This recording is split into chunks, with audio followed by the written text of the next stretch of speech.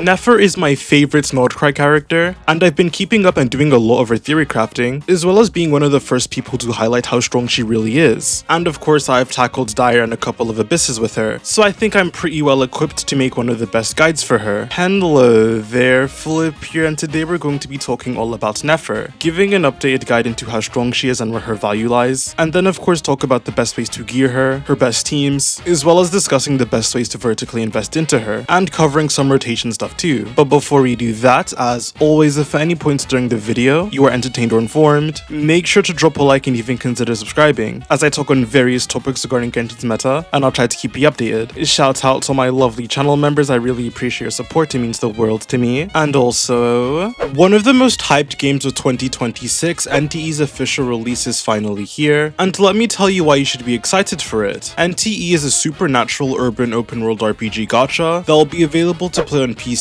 Android, iOS, PS5, and Mac devices. The game is packed with 40 anomaly stages for you to challenge yourselves with, alongside the 16 characters you're able to obtain at launch. You get to venture out in this gorgeous modern metropolis that spans 5 city districts that you're able to explore all of, including the buildings, which contain a ton of fun activities you can do, like amusement parks, mountain trails, the random encounters with the colorful characters in this world. The game really allows you to immerse yourself in the city. To a degree I don't really think you get to see that much in gachas. You're able to buy and deck out multiple housing properties like a realtor that you can even invite characters into, as well as manage your own businesses. And there's also vehicles, tons of vehicles, cars, sports cars, bikes, wheelchairs, a hot dog van. All this to say that the developers really wanted you to enjoy yourself while playing the game, with the sheer amount you're able to do, and the sheer amount they're handing out, as you're able to unlock the S-class character cheese via level up, 8 character outfits for free, and up to 400 plus pulls by playing the game, with some of the most generous gacha rates of a 0.99% drop chance for S-class characters, with 50/50s not existing for limited character banners, so you're always guaranteed a rate up unit every 90 pulls. So what are you waiting for? Make sure to go check out NTE using my link in the description below and explore Hetero for yourselves. Thank you to NTE for sponsoring the video, now back to it.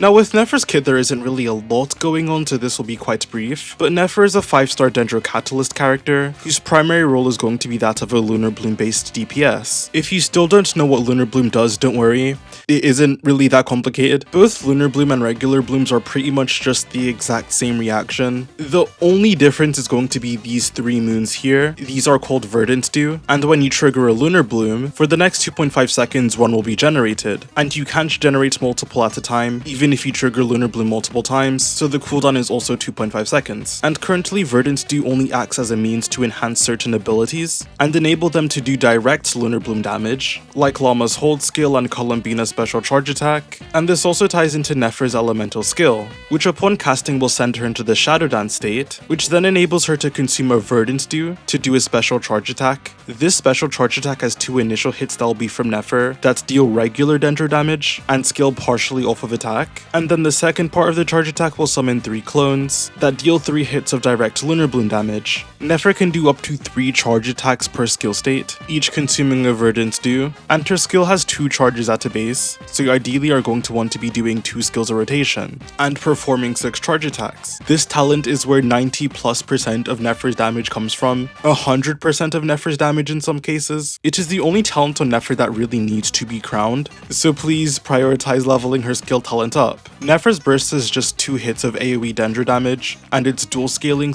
off of both elemental mastery and attack. The damage it deals is fine, and it can be a good way to stall for Verdant Dews, as sometimes you'll just need to wait for the bar to be filled. It's just that compared to the animation time it takes, and the amount of damage her charge attacks are able to deal, it's kind of underwhelming. Her burst does also get a damage bonus based on your Veil of Falsehood stacks. Don't worry, Veil of Falsehood is just her Ascension 1 passive. Whenever Nefer casts her skill and your team has Descendant Gleam, all the Dendro cores on the fields will get locked, so you are no longer able to trigger reactions like Burgeon or Hyper Bloom from them, but whenever Nefer does a charge attack, try saying that 10 times fast. Whenever Nefer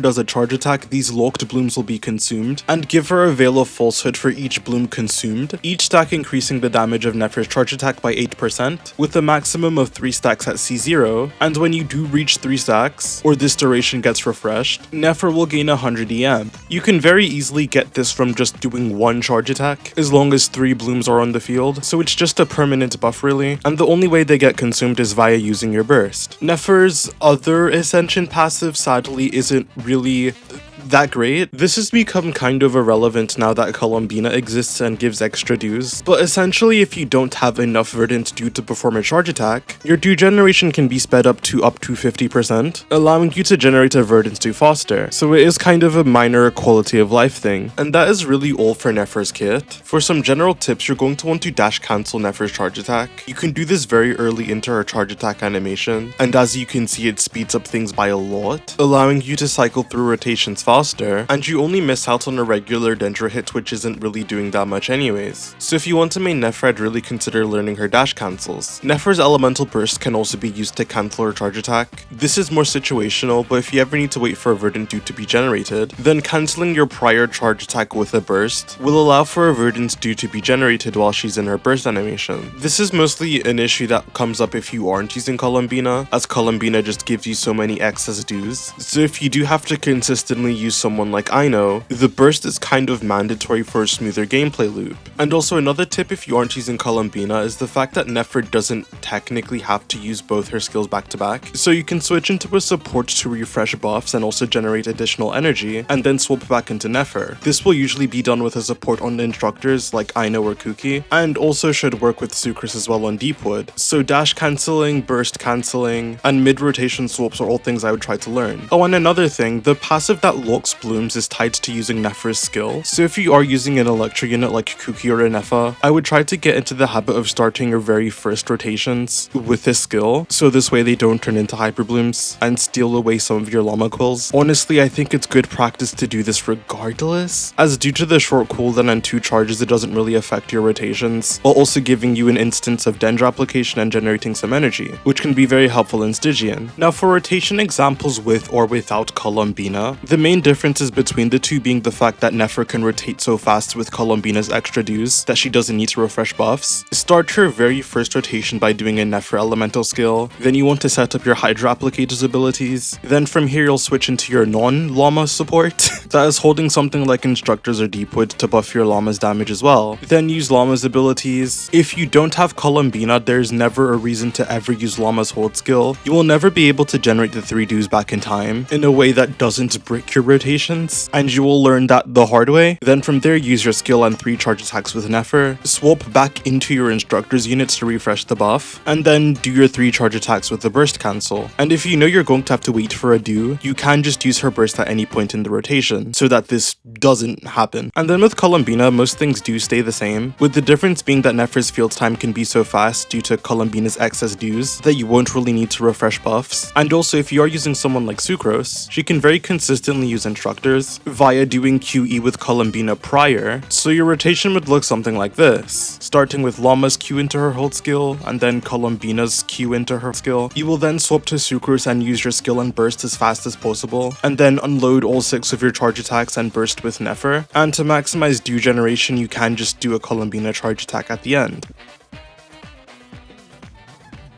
And then for every other rotation, you won't have Sucrose's burst available to refresh her A4. So in that case, all you really need to do is use a Sucrose skill after Nefer's field time, and that is that issue fixed. Her second skill in the rotation isn't going to swirl, but it refreshes her Teamite A4, which is the big benefit. This rotation is quite hard to do and it only really works this well past your first rotation, which doesn't matter that much for Stygian but can be an issue in Abyss, I guess. But even in Abyss you still are able to have leftover dues, so meh. If you don't want to go through all this hassle, you can just use a more standard rotation that involves using Sucrose on Deepwood instead of Instructors. And although it is a bit worse, it is going to be a lot more comfortable to play. Anyways, I have yapped enough. There is still a bit more to cover, so let's get into that.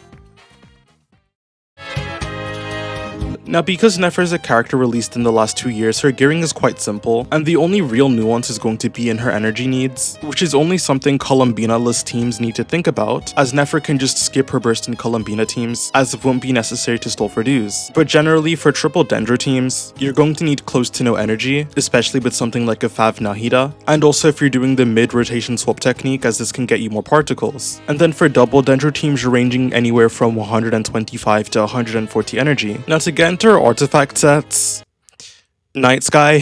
I am not going to be entertaining the multiple artifact set calculations. I'm not doing it anymore, especially for characters like this. You get a free 5-star artifact every patch. This set has been out for long enough. Stygian gives you extra artifacts, and this set also gives you crit rate, making it easy to build. There is nothing else you should be considering at all. Night Sky is always the answer. And then for main stats, you want to be using an EM Sands and Goblet. Nefer being a lunar damage carry means she doesn't care about Dendro damage bonus at all, as it doesn't buff her lunar hits. Her lunar hits also scale entirely off of EM. The only attack scaling parts in her kit are her regular Dendro damage, which isn't a lot. So EM is really the only thing pushing her damage forward. And then for circlets, you of course want to use a crit one, whatever balances your ratio better. Due to the free 40 crit rate you get from the artifact set and Lauma, it's generally going to be a crit damage circlet. You can also use an EM circlet with Lauma, especially if you have her signature weapon and are getting enough crit stats, and you have a really cracked EM circlet. It's just that looking at Akasha, even amongst the top Nefer builds, more than likely enough you aren't reaching the build quality to where you're going to need an EM circlet, and the best Nefers in the world are still using crit circlets, so yeah, it's very rare that you'll use an EM circlet. And for substat priority, Nefer only really cares about 3 stats, so you are going to want to build as much crit as possible with some EM subs, and any other substats can be allocated to energy recharge, to where you're able to burst comfortably. But as I said before, especially if you're using Columbina, bursting every rotation on Nefer isn't important. You're only bursting to stall for Verdance dues, so don't sacrifice your stats in order to build energy if you don't need to. And then for weapons, here's a small sheet. There isn't really that many weapons that synergize well with Nefer, so the only 3 options you should really be considering are the craftable. It was made with her in mind and is a very good weapon. Dawning Frost, which despite popular sentiment for some reason, people think is worse than the craftable, but even at R1 it's better. And of course Nefer's signature weapon. Other 5-star weapons can be used as statistics, but meh. These are the only 3 weapons worth considering and going for with Nefer in mind. And there's nothing else to say, so that's going to be it for her gearing. Let's move on to talk about her teams. Once again, Nefer is a character released in the last 2 years, so if you wanted to think about team building at all, nope. So with the way Nefer's teams are built, you are obviously going to want a Hydra unit to continuously trigger Lunar Bloom, and you also want another Dendro unit for Dugen, while Nefer is off field. And I'm just going to rip the band-aid off. Lauma is by far Nefer's most important teammate, to a degree that is even more contentious than other, essentially dogship pairings. Lauma is more dependent on Nefer than Flynn's is for Nefa, and Zibai is with Iloa or Linnea. And the biggest reason for this is just the fact that Dendro units are bad.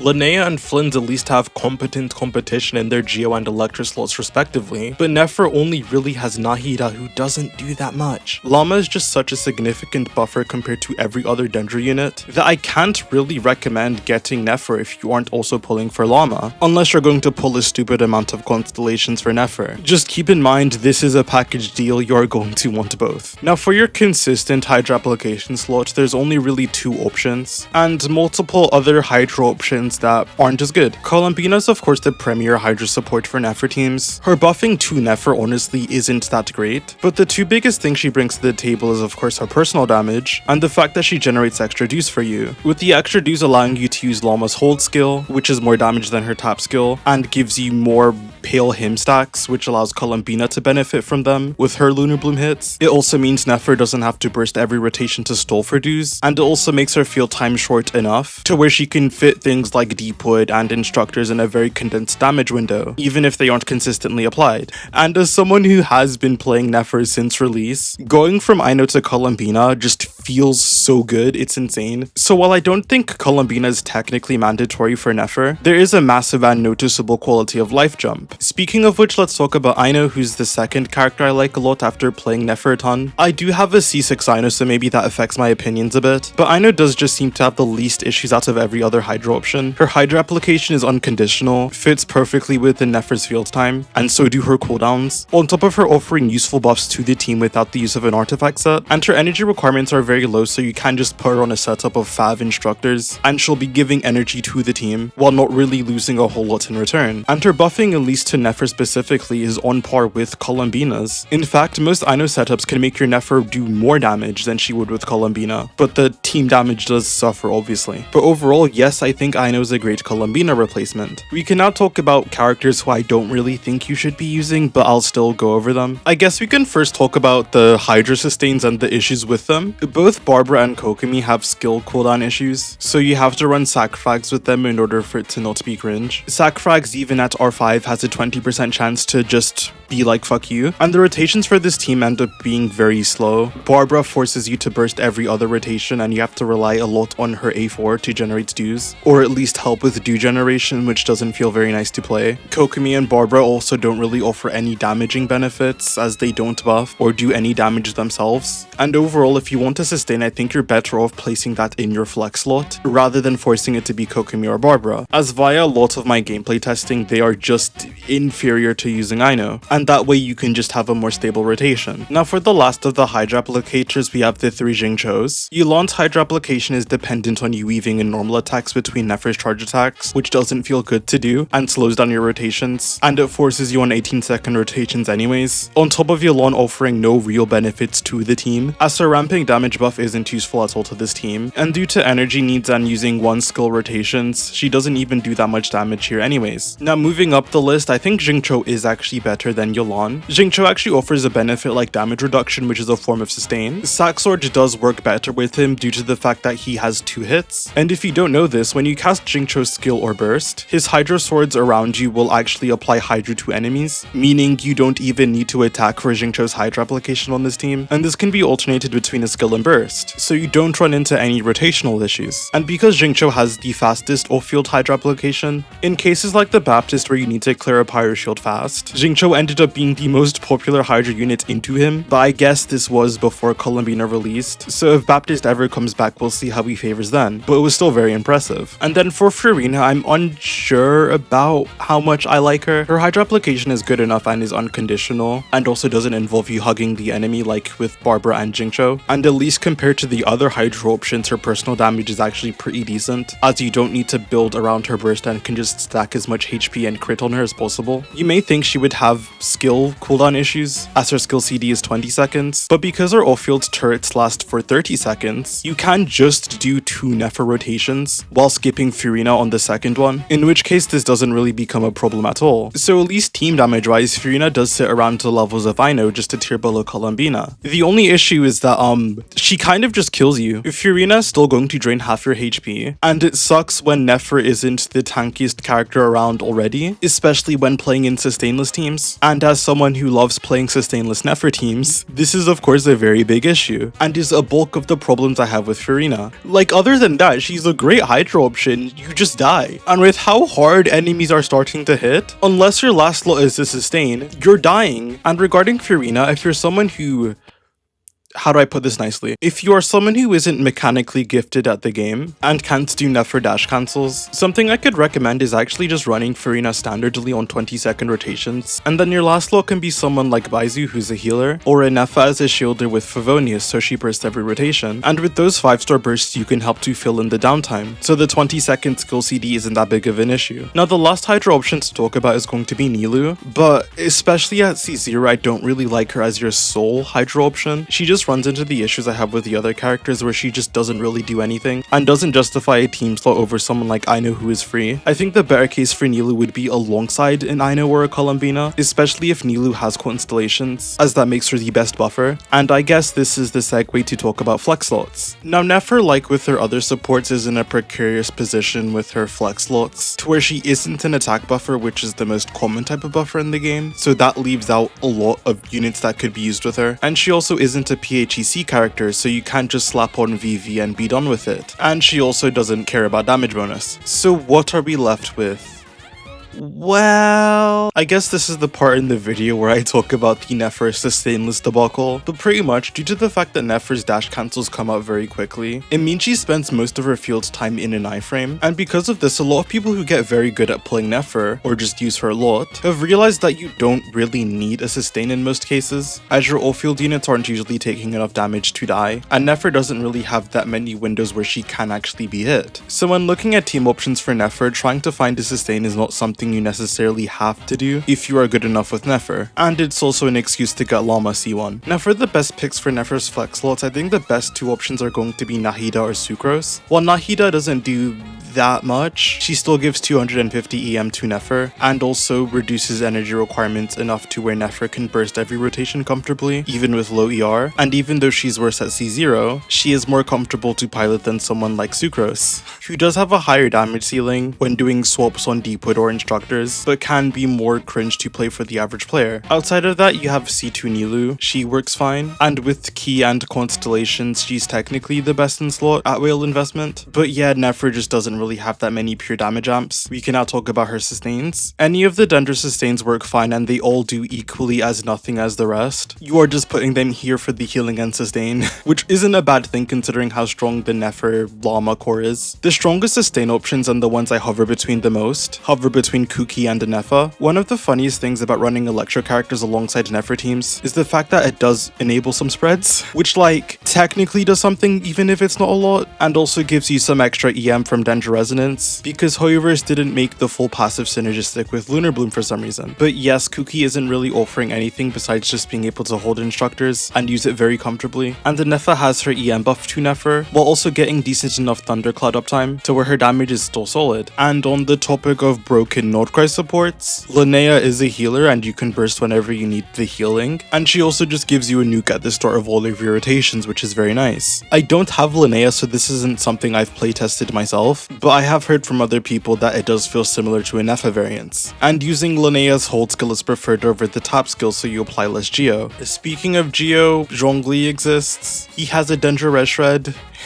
Honestly, I'm laughing, but that's better than what most other characters here are providing. He's a solid option. Oh, and I forgot Yahada exists too. She's fine. At C6. She just feels quite clunky to play, so I've never really liked using her for Nefer. And the last option is using Diona, as she can provide 200 elemental mastery at C6, which is of course a good buff, with the only caveat being that Diona has 20-second cooldown on her burst, so this is something you have to do every other rotation. There is also this tech you can do where you run sac frags and cast 3 elemental skills a rotation for Nefer's field time, and that way you can run 20-second rotations and get the benefits of Diona, but I've never really liked this. I know, I'm a hater, I'm sorry. You can just get very similar results from other sustains while not having to play like that, and shorter damage windows have been seen to be a clear benefit in things like Stygian, where this team wouldn't really benefit from. So for me, I just think your best options are going to be Kuki, Linnea, or Inefa if you want to sustain. Just keep in mind you should not be pulling Linnea or Inefa specifically to be used with Nefer. That is dumb, and you'd rather put the pulls towards getting Lauma C1. You would only use Inefa or Linnea here if you happen to have them regardless, and they can fill a slot in your Nefer team. Oh, also quick note regarding the team building, there is some confusion on who should use what set in a Nefer team. Nefer teams of course have Nefer with Night Sky, and then from there you're going to want a Deepwood and an SMS holder, and if teams are able to fit one in, you also want an Instructors user. With the Lauma and Columbina core, it's usually best to have Lauma on Deepwood. The 2-piece effect gives her Dendra damage bonus, which is technically better for her damage over using SMS, and then Columbina would use SMS as the 2-piece helps with her energy needs, and that way she has to build less in substats. And then the Instructors holder is usually going to be the fill slot in your teams, but of course there are still exceptions to this. If your flex slot is a sub DPS like Linnea or Inefa, obviously they would use DPS sets. And then there are cases like triple Dendra teams, where only your Hydra unit can run Instructors. I know thankfully doesn't really lose anything by doing that, and you would do rotations where she splits her burst and skill to maximize Instructors uptime, but Columbina would lose a lot by using Instructors, So in those cases, the optimal gearing would be Columbina on SMS, Nahida with Deepwood, and Lauma benefits from stacking as much EM as possible, so you'd run 2-piece EM on her to maximize this. All of these end up being like very minor differences, so I wouldn't worry that much about it. Just keep Lauma on Deepwood, and then between your last 2 slots, choose who you think would be better on SMS, or if it helps make your decision making better, choose who could use an alternative artifact set easier if they didn't have SMS. Anyways, I was not expecting to be talking about Nefer teams for that long. Let's close this guide up by discussing her constellations and vertical investment.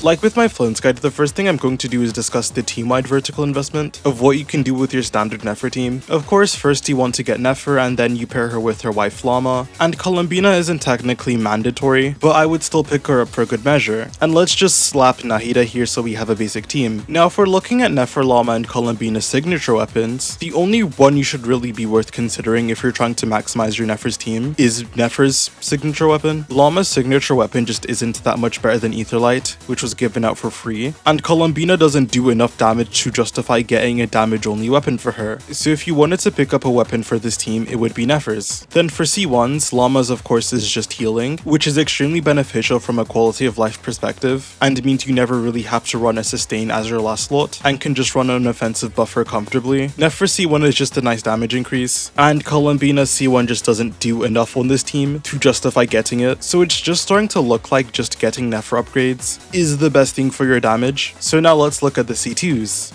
Oh, yeah, they just put crack cocaine in Lauma C2, and because of the quality of life benefits her C1 offers, I honestly think for your Nefer team it's better to prioritize getting Lauma's constellations, at least her C2, and then you start looking at Nefer's constellations. And at any point if you want to pull for Nefer's weapon, since it's a similar damage increase to getting her C1 while being cheaper, you can really do it at any point. I think your best course of action is getting Nefer's signature weapon first, and then just dumping the rest until you get Lauma C2, and make sure to never look at Columbina's constellations ever. Unless you are using every lunar carry, it's not worth it. Now to get into specifics, Nefer C1 is a 23% damage increase. It's just a multiplier increase. Nothing much to say. Nefer C2 gives her 2 Veil of Falsehood stacks upon casting her skill, and you can now get up to 5 stacks of Veil of Falsehood, and you also get 100 extra EM for reaching max stacks. Another 23% increase. C3 is just a talent increase to her skill, 16% damage increase. Nefer C4 is kind of mid, especially considering the fact that you can just get Columbina, and you already have so much Dender Red Shred in your teams, but more doesn't hurt I guess, but nothing really special, 13% damage increase. I really wonder what her C5 does. This can be a 0% damage increase or a 3% damage increase, depending on if you use Nefer's Burst or not. Regardless, the result is very minimal. Now for Nefer C6, it also surprisingly isn't a mouthful. For one, she gains 15% elevation. Elevation is a special damage multiplier added at the end of the damage formula, and it's just a 1.15 increase to all of Nefer's Lunar Bloom damage for free. And then on top of this, Nefer gains 2 additional Lunar Bloom hits. The first new Lunar Bloom hit is going to be the second stage of her charge attack, and the second one comes after you finish a charge attack. More damage is more damage, we love and appreciate that, but this does bring in some new technicalities. For one, dash cancelling the initial part of Nefer's charge attack is no longer worth it, and the second, which I find kind of funny, is just that you'll be eating through all of Lauma's quills very quickly. This doesn't really matter that much as it's not like you're losing any damage. In fact, your damage technically becomes more front-loaded. I just think it's interesting. I don't know. And also due to the fact that you no longer dash cancel, this increases Nefer's field time, and therefore using the burst at all is just a brick. It's just completely worthless now. But yes, Nefer is a carry released in the last 2 years. She has good constellations. Let's wrap this video up now. All in all, I think Nefer is obviously great. At all levels of investment, as long as she has Lauma, she's easily up there competing with the best of the best DPSs for the best Stygian and best Abyss times. Her raw damage output is just nuts, and the fact that she can get out in such a condensed damage window is really what makes her so special. She even does great into AoE chambers, and because her fill slot is so flexible, you can augment the last slot in your teams to fill any boss checks. Like I've seen people add in Auroron or PMC to help against Papilla, and I've seen people use Ningguang to beat the Gecko, and because Dendro is the least expanded out of all the other elements, I feel like it's very likely she does get an upgrade. Nefer is already competing with a character like Zebai who has a complete team, and she's doing it with the 1.04 star who isn't really supposed to be working in her teams. The only real learning curves you have to get over is learning her dash cancels, and the fact that she is quite squishy, and I guess trying to manage dues, but that does go out the window the moment you pick up Columbina anyways. Oh, and also make sure you pull for Lauma, as she isn't good without it. So yes, Nefer arguably top 1 DPS in the game right now. I hope you learned something useful in this video. So with that, thank you guys so much for watching. If you enjoyed, make sure to like, subscribe, and comment your thoughts on Nefer, as I would love to hear it and I respond to almost every single comment. Channel members, I love you all. Hope you guys are having an amazing day. Thank you to everyone else for watching the video, and I'll see you guys on the flip side. Peace.